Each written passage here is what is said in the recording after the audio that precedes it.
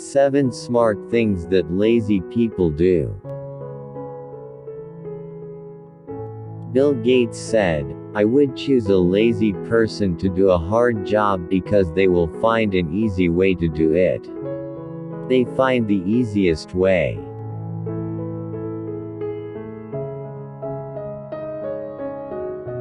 They use others to do their work for them. It sounds mean, but is a key skill in business.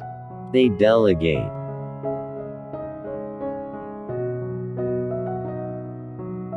They ask for help instead of figuring it out on their own, which saves them time. They learn from others' failures. They have no pressure to be perfect, which helps them get started. They set low barrier to entry.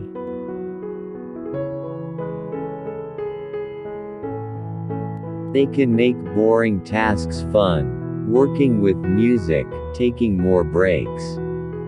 They make work fun. They can handle high-pressure tasks well because they are already saving energy, they are relaxed. They want to avoid work so are able to focus on the 20% that gets results, they are efficient.